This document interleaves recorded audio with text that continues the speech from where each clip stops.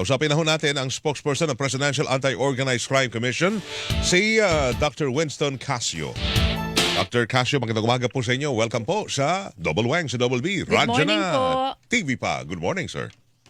Good morning. Good morning po. Good morning sa inyong mga tagapakinig. Ayan, maraming salamat po sa maagang gising, Dr. Casio. Pero magtatanong kami muna ng side ng PAOK. Ay sabi po na isang senador, masyado na pong mabagal yung deportation ng mga naaresto natin na POGO workers. Kayo po ba dyan sa PAOK? Mabagal ba proseso nyo? Nasaan po ang problema? Usually kasi, kinakailangan kasi ng mga legal documents nila. Mm-hmm. For one, they need a NBI clearance. Mm-hmm. Unfortunately, may policy kasi ang NBI that before they can provide an NBI clearance, they'd have to, yung mga deportees, yung mga potential deportees, kinakailangan i-present yung physical copy ng kanilang mga passport. Mm-hmm. That becomes a problem in as much as karamihan nga sa kanila, yung mga passports nila, kinukuha ng kanilang mga kumpanya. So, mahirap nang ma-retrieve. No? So, nag-request kami sa NBI, kung maaari, i-defer nila o tanggalin nila yung policy na yon at hayaan na lang na yung document galing sa immigration, yung entry yung entry record ng mga deportees natin from the NBI from the immigration ang magsilbing proof of identity nila. Mm-hmm. And ano po ang aksyon doon? Pumayag po ba ang NBI? Sinulatan na po natin sila and we believe na magiging positive naman po yun sapagkat kami ay nagkaroon ng meeting noong January 15 bilang komisyon at miyembro po ang NBI director doon at nakiusap po ang ating executive secretary sitting as the chairman o PAOK na kung po pwede, tanggalin na muna yung requirement na yun nang mas mapabilis ang deportation. Sa ngayon po ba, ilan pa yung nasa kustodiya ninyo na dapat pong i-deport? As of now, may mahigit 200 pa po kami na waiting for deportation. Ang isang issue pa po dyan is of course yung China needs to provide them yung tinatawag na one-way travel pass. Mm-hmm.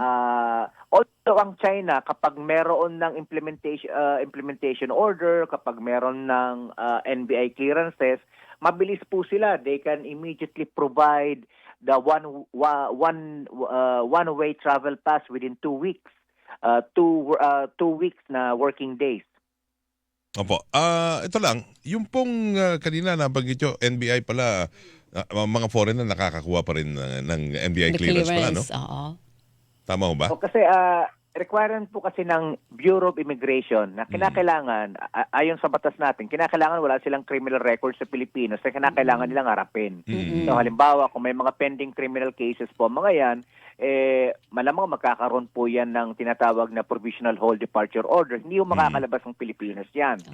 So, talagang requirement ng immigration yan. Kaya lang nagkaroon kami ng konting roadblock kasi nagkaroon ng pulisiya yung National Bureau of Investigation, written policy po yun, na kinakailangan yung kanilang physical passport ay ma-present. Siyempre nga po, it becomes a chicken and egg question sapagkat paano nga naman mapipresent yung kanilang physical passport? Sila nga po ay nahuli na o di kaya yung kanilang passport kinuha na nung kanilang kumpanya, di ho ba? Kaya sinulatan ho namin sila at palagay ho naman namin magiging positibo po yun. Opo, yung palang nung nakaraang buwan na inanunsyo ng immigration na nasa 11,000 yung for deportation, ano yun, parang hindi pala talaga natupad ho yun, hindi nangyari, ano ho?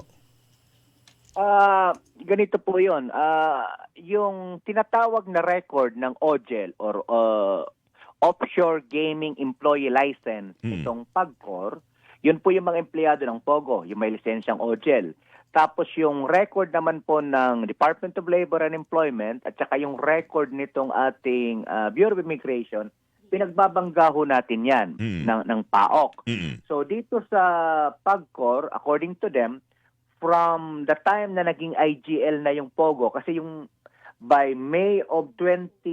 July of 2023, hindi na siya POGO, di po ba? IGL na siya. Internet Gaming License. Opo. Yung mga naging IGL from July 2023 until August of 2024, nasa 32,000 yung kanilang number ng mga OGEL according to PAGCOR. Ngayon, dito naman sa Bureau of Immigration, according to them, ganun din, 32,000 ang mga nagtatrabaho dito sa Pogo. Kaya lang, dito naman sa record ng Department of Labor and Employment, yung nabigyan nila di umano ng alien employment permits, umabot ng mahigit 400,000 from July 2019 until May of 2024. Opo. And 85% of those with alien employment permits ay mga POGO workers. So hindi so kinakailangan magkaroon ng maayos na paghahambing comparison doon sa mga sources ng data na yon kasi malaki yung disparity ng AEPs. Yes. 400,000 plus, tapos 85%, sabi natin 300,000 na nabigyan ng mga POGO workers, tapos yung dalawa, 32,000. So, that has to be clarified also. So hindi pa malinaw talaga kung ilan ba talaga yung mga POGO workers natin, kung magkaiba ang datos ng DOLE at saka yung pinagbasihan ng immigration. At saka ng PAGCOR. Ng PAGCOR. Wala ka. Point of contention. Naging usapin po natin yan noong January 15 na commission meeting ng PAOK. Kung saan nakaupo po doon lahat ang ating mga members. Ayan nga po yung Secretary of Justice, Secretary of Interior, Immigration Commissioner, and so on and so forth. Basta kami bilang mga miyembro ng komisyon, all of the agencies mentioned, ang ginagawa na lang natin, Double Wing, is we're doing our best na hanapin sila. Kasi we have to be very honest. No? We have to be very honest. Pero yung datos, marami pa sila dito. Oo nga, so ibig sabihin may unaccounted tayo mga 280,000 plus na mga POGO workers kung pagbabasihan yung nabigyan ng DOLE permit. Not necessarily, no? So, kinakailangan nga i-clarify yung data na yon ni DOLE kasi posible naman na from 2019 to May 2024, ganun nga karaming nabigyan ng AEPs na mga POGO workers pero during the time of 2019, nag-alisan or bumalik ulit ng 2021 tapos nag-reapply ulit, pwedeng may double counting doon, no? At saka meron na rin pong na-i-deport, hindi po ba? Sa kabuuan ba ilan na yung na-i-deport natin, Dr. Casio? As far as voluntary deportation noong December 31, 2024, umabot na ho yan ng mahigit 20,000 yung voluntary deportation na tinatawag. Tapos yung mga summary deportation naman, yung mga nahuli po natin, sa amin, sa panig ng PAOK, mahigit 2,000 na po yan, 2,900 halos po. Ang na-deport namin from May 2023 hanggang nung December ng nakaraang taon. Linawin ko lang po, Dr. Casio, iba yung proseso at bilang ng mga pinapadeport ng PAOK kumpara doon sa hawak ng Bureau of Immigration. Ganun po ba yun? O isa lang yan? Yung nadideport ng PAOK na 2,900, yun na po ay kasama sa bilang na nandoon sa immigration sapagkat joint effort po lagi ang deportation ng PAOK at saka ng immigration. Okay, so, kasi naman po, wala ho kaming karapatang mag-deport. Kami lamang ang nag-i-implement. The legal order to deport, Immigration Bureau po yan. So ibig sabihin, yung hawak ninyo ay na 200, more or less, yan lang yung pending for deportation natin sa kabuuan po ng effort ng gobyerno sa POGO.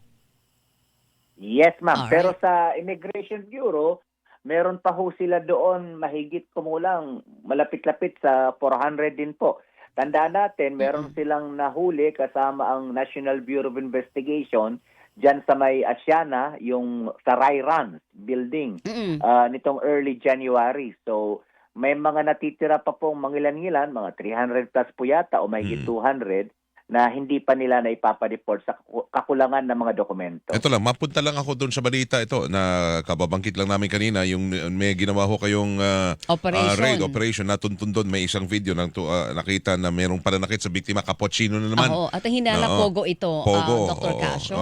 Yan ho ba ay pwede yung silipin kung kasama ho yan doon sa mga illegal POGO workers na naturing natin ngayon? Opo, in fact, during the same night, kung yung binabanggit ninyo, that was February 13 po, a few hours before that, may na-rescue pa kami sa sa may Canlaon Tower, diyan sa may malapit sa Baclaran, 34 naman na mga Indonesian nationals. Mga pogo workers din po ito dati, hindi pinapauwi ng Malaysia, Indonesia, kinuha ang kanilang mga passport at plano silang ilipat ng kanilang mga Chinong mga may-ari ng pogo papunta ng Cambodia. So there's still a good number of unaccounted for na mga former pogo workers or naging scamming hub workers na po. So kaya tuloy-tuloy po tayo. Yung pamilya po ng mga naiwan dito ng mga na-deport na Chinese na pogo workers, sa inyo pa rin po ba nakaasa yung sa mga bata, yung pagpaalaga ng kanilang pamilya? Sa pagtulungan po ng DSWD, tama po yan, binibigyan po natin sila ng mga allowances, kung ano pa mang maitutulong ng ating gobyerno. Pinasok po natin sila sa amelioration program nitong ating DSWD, and we thank the Secretary of Social Work and Development, Secretary Rex Gatchalian at ang kanyang staff. Very proactive ang kanilang naging pagtugon kasi mga kababayan din ho kasi natin ang mga ito. So hindi namin makuhang pabayaan. Kasi alam nyo, ang ating executive secretary, napakalambot ho ang puso niyan. Pag nagsasubmit kami ng report na parami yung mga kababayan natin na nagdadala ng kanilang mga anak, ito po yung mga pogo babies sa tinatawag, pinasama po niya doon sa budget namin yung pagpo-provide ng maliit lang naman, kahit paano, mabigyan lang namin ng allowance sa panggatas at pinatutupad po yun ni Yusek Gilbert. So he keeps track of that para masigurado na yung utos ni Executive Secretary Lucas Bersamin ay masunod po namin. Ilan po ba ang pogo babies? Ako ma'am, padami na ng padami. Nagsimula lang yan nung una 4, naging 16. As of yesterday, may mga nadagdag pa po. I've lost track of the count na po of these pogo babies and their mothers. Pero ano po, yung pag nilalapit sa inyo, nagkakaroon ng vetting process to make sure na yung binibigyan ninyo ng allowance ay talagang pogo baby. Kasi baka naman may magsamantala lang sa proseso, Dr. Casio. That is true, Weng. What we do is, we double check doon sa database natin, sa record natin ng mga nahuli, mga napadeport na or mga nasa custody pa namin. So far, lahat naman po through the vetting process, wala pa naman kami nakita ng samantala. Okay, Alright, that's good. habol ko lang ulit, panghuli para lang klaro. Ilan ho ang hinahanap natin ng mga dating mga pogo workers sa ngayon? Abot ba yan, tama ba ang bilang? 27,000? Sa amin po, sa PAOK, we would like to defer to the number of the Immigration Bureau. Kung sinabi po nilang 11,000 pa po yan, 11,000 pa po ang hinahanap natin. Pero tuloy-tuloy naman, Weng, katulad kahapon, ay nung 13, 34 plus 7 na mga perpetrators. So, inaano na lang namin, add na lang kami ng add until such time ma-reach namin. Double Weng, ganito kasi, we give ourselves yung technical working group against anti-illegal pogo and anti-scam centers. We gave ourselves until September, no? Kasi tapatang usapan, alam naman po namin na hindi nag-voluntarily umalis yung mga pogo workers na yan. So alam natin napakarami pa. They're all over Metro Manila. And outside Metro Manila, Dr. Casio. Let me correct myself. They're all over the country. The country, oo. 11,000 tawag rito, sila po until September ang inyong crackdown sa kanila. Opo. Kaya if you would allow me please, makikiusap ako sa ating mga LGU. No? Really, itong problema kung ito ay hindi lamang law enforcement problem. This is a local government unit issue also. So nakikiusap kami sa mga governors natin, sa ating mga mayors and even the barangay captains. Please go around your territorial jurisdiction. Babanggitin ko na rin lang po kung mamarapatin ninyo. Marami pa kami natatanggap na mga reports dito sa Metro Manila alone, ha.